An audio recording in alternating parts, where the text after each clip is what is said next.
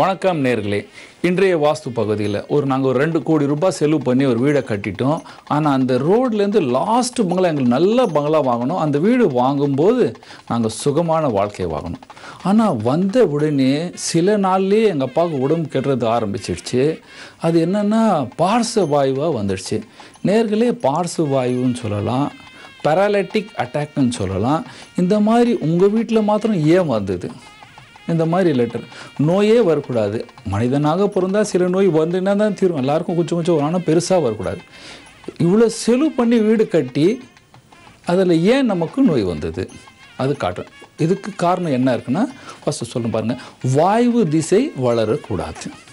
வாயு திசை வளர்ந்தால் paralytic attack வரும். ஒரு தெருவில் கடைசியில் ஒரு வீடு வாங்கினா முட்டு சந்தில் வாங்கக்கூடாது. வாங்கினா இந்த மாதிரி ஒரு வாய்ப்பு வரும். கிழக்கு ஈசானியத்தில் நோய்க்கு காரணங்கள் இருக்கும். அங்கே நீங்கள் டாய்லெட் கட்டக்கூடாது. இப்போது வரைபடத்தை பார்க்கலாம் வாங்க. இந்த ரோடு பெரிய ரோடு. இதுலேருந்து வந்தால் ஒரு பைலேன் சின்னதாக ஒரு சந்து போகுது. இதில் போகும்போது இன்னொரு சந்து. இது மேற்கு திசையிலேருந்து கிழக்கு திசைக்கு போகுது. இவருடைய வீட்டுக்கு ஒரு வாசல் இங்கே இருக்குது, ஒரு வாசல் இங்கே இருக்குது.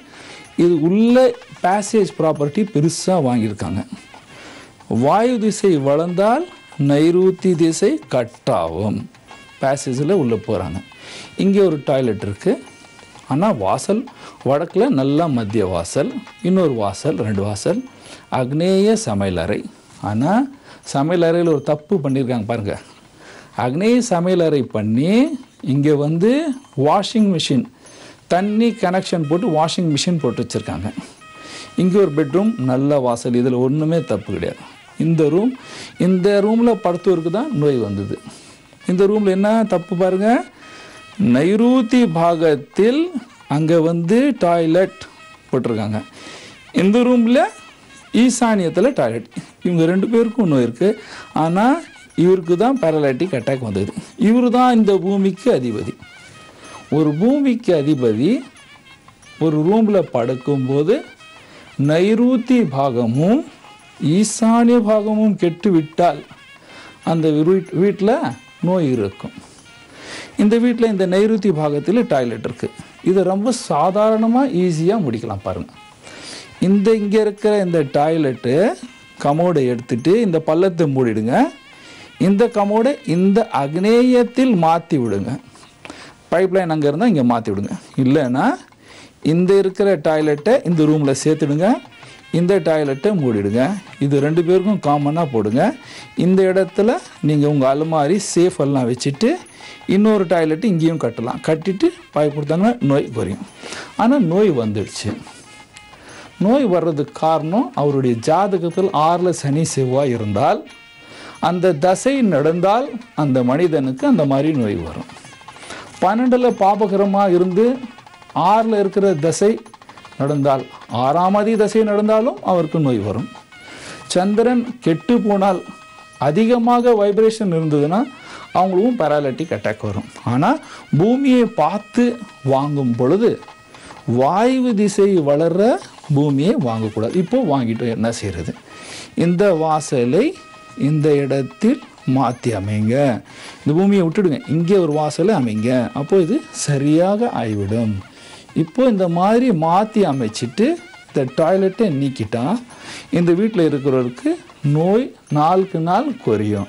இந்த மாதிரி நாங்கள் அமைச்சு கொடுத்து இன்றைக்கி அவங்க ரொம்ப சுகமாக இருக்காங்க. ஏன்னா இந்த வாசலை மாற்றி அமைச்சு கொடுத்துட்டோம், இந்த டாய்லெட்டை எடுத்துட்டோம், இங்கே இருக்கிற டாய்லெட்டை மாற்றிட்டோம். மாற்றின பிற்பாடு இந்த மாதிரிகிட்ட சொன்னோமா, நீங்கள் இந்த வாஷிங் மிஷினை நீங்கள் இங்கே மாற்றிடுங்க, அங்கே கேலரி ஒன்று இருக்குது, இங்கே மாற்றிடுங்க. இந்த மாதிரி ரொம்ப சாதாரணமாக பண்ணலாம். ஐயா, இது வாடகை வீடாக இருக்குது. நான் சொன்னது சொந்த வீடுகாரங்களாக இருந்து மாற்றிட்டாங்க. வாடகை வீடு இருக்குது, என்ன செய்யலாம்? வாடகை வீடு இருந்தால் நீங்கள் செய்ய வேண்டிய வேலை, இந்த டாய்லெட்டை யூஸ் பண்ணக்கூடாது.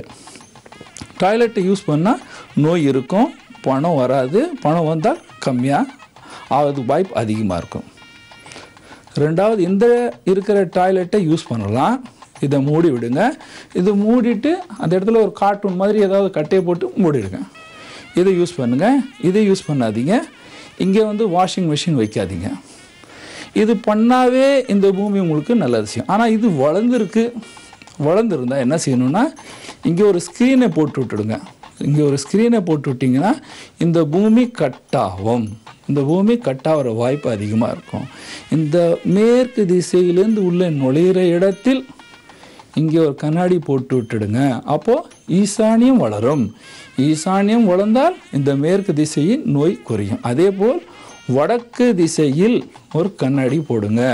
உள்ளே வந்த உடனே 2 அடி விட்டுட்டு ஒரு கண்ணாடி போடுங்க. இந்த மாதிரி ஒரு கண்ணாடி இங்கே அமைச்சால் இந்த தோஷம் குறையும். இந்த மாதிரி இந்த தோஷம் குறைஞ்சால் இதே வீட்டில் நீங்கள் சுகமாக வாழலாம். ஆனால் இந்த மாதிரி இருக்கிறது அதுக்கு தான் பரிகாரம் தவிர இந்த மாதிரி பூமியை வாங்காதீங்க. இந்த மாதிரி பூமி வாங்கினா பிரச்சனை வரும். பிரச்சனையான பூமிக்கு போகாதீங்க. இல்லை நம்ம பார்த்துடலாம் அப்படின்னு போகாதீங்க. ஏன்னா பார்த்துடலான்னு போகும்போது பிரச்சனை வந்து சேர்ந்தால் அதிகமான நோய் வந்து சேரும். நமக்கு மனப்பிரச்சனை இருக்கும் இல்லையா? அதனால் வேண்டாம். இதே மாதிரி இருக்குது என்ன தெய்வ பரிகாரம் பண்ணால் நல்லாயிருக்கும் பாருங்கள். வாயு திசைக்கு அதிபதி சந்திரன். சந்திரன் யார்கிட்ட இருக்கார்? சந்திர மௌலேஸ்வர் பகவான் சிவன் கிட்ட இருக்கார். அதனால் சிவராத்திரிக்கும் பிரதோஷத்துக்கும் அதிபதியான சிவன் அவரை வந்து பிரதோஷ காலத்தில் சிவன் கோயிலில் போயிட்டு பூஜையை பண்ணிட்டு வரணும். அந்த மாதிரி பண்ணால் இந்த தோஷம் ஒன்று குறையும். அதே போல் சிவனுடைய மானசீக ஜபம் பண்ணணும். ஓம் நம சிவாயா பண்ணலாம், உட்காந்து பண்ணலாம், நடக்கும்போதும் பண்ணலாம். அதே பண்ணும் பொழுது நீங்கள் இன்னொன்று ஒரு பரிகாரம் பண்ணலாம். இந்த வாசலுக்கு முன்னையும் பின்னையும் ஒரு விநாயகரை வைங்க. அதனால் இந்த வாயு உடைய பிரச்சனை குறையும். வாயுடைய பிரச்சனைக்கு அதிபதி சனி வந்து ருத்ரன். காக்காக்கு எள்ளு சோறு வச்சாங்கன்னா இந்த வாயு பிரச்சனை குறையும். வாயு அதிகமானதான் நோய். வாயு எந்த இடத்துல நிற்குதோ அங்கே நோய். அதனால் சனிக்கிழமை ஆஞ்சநேயர் கோயில் போயிட்டு 3 சுற்று சுற்றிட்டு வாங்க. இந்த மாதிரி பண்ணிங்கன்னா இந்த தோஷம் நீங்கி நீங்கள் நல் வாழ்க்கையை வாழ்வீங்க. உங்களுக்கு இந்த மாதிரி ஏதாவது பிரச்சனை இருந்ததுன்னா ஜீ தமிழுக்கு லெட்டர் எழுதுங்க. நாங்கள் பார்த்துட்டு அதுக்கு ஒரு வரைபடத்தை போடுறோம். அதை பார்த்துட்டு அது என்ன பரிகாரமும் சொல்கிறோம். இதை பாருங்கள். உங்களுக்கு இந்த மாதிரி இருந்ததுன்னா கண்டிப்பாக லெட்டர் எழுதுங்க. நன்றி, வணக்கம்.